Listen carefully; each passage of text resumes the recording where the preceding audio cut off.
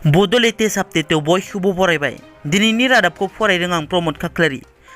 गिबि निउस दङ। धेमाजियाव गिख्रंथाव जाथाय।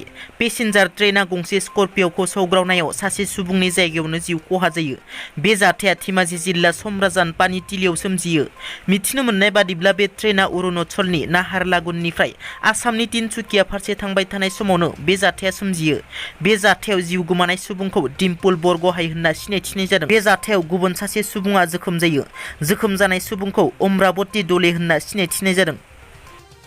क'क्राझार जिल्लानि गसाइगावआव दिनै दायनिनि सन्देहआव सासे आइजोखौ बुथारदों। क'क्राझार जिल्लानि गसाइगावनि महनपुरनि थागिबि 45 बोसोरनि अनजालि मुर्मुखौ दायनिनि सन्देहआव बुथारदों। बुथारग्रा साथाम सुबुंखौ पुलिसआ खाबाय। बुथारग्रा साथाम सुबुंफोर 16 बोसोरनि सुनिल मार्दि, 16 बोसोरनि हपिना हेब्रम, 35 बोसोरनि प्रबिन्सन किस्कु। मिथिनो मोननाय बादिब्ला थांनाय 7 खालार खालि दायनिनि सन्देहआव बुथारजानाय आइजोनि फिसाया गामिनि गावबुरानि न'आव थांनानै गावनि बिसिखौ माखासे सुबुंफोरा फैनानै हमनानै लाङो होनना बुंहैयो। बिनि उनाव अखानायै गावबुराया पुलिसनो खौरां हरो।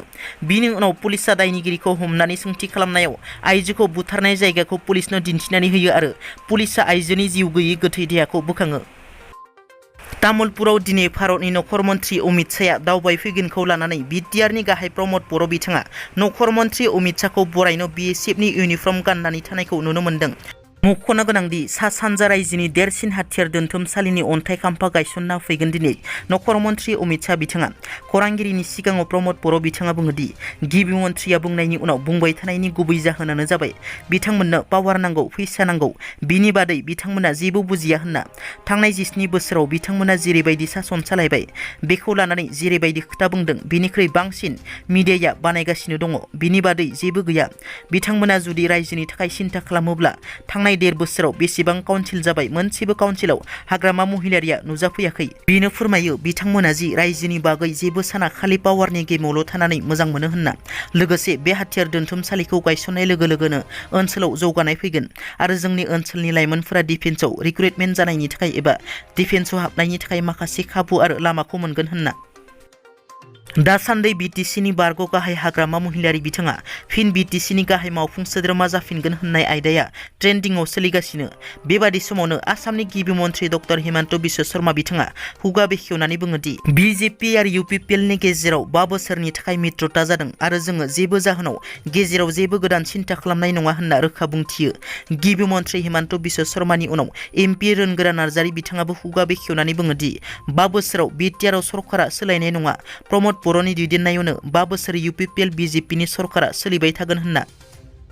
दिनै हादरनि नखर मन्त्रि अमित शाह बिथाङा तामुलपुराव दावबायफैनानै सा सानजा ओनसोलनि देरसिन हाथियार दोनथुमसालिनि अन्थाइ खाम्फाखौ गायसनना होबाय।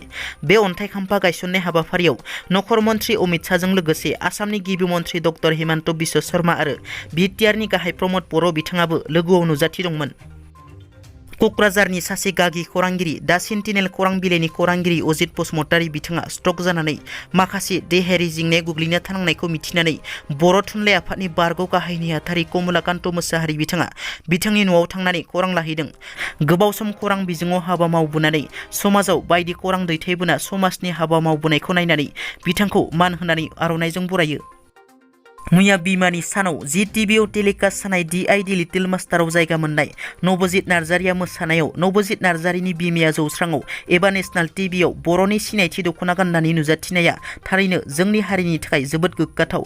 थांनाय मोनायाव JTVआव टेलिकास्ट जानाय DID लिटिल मास्टारनि मादार्स डे स्पेसियेलाव बर' बिमाखौ जौस्राङाव लाफानानै मोसायो नबजित नार्जारिया।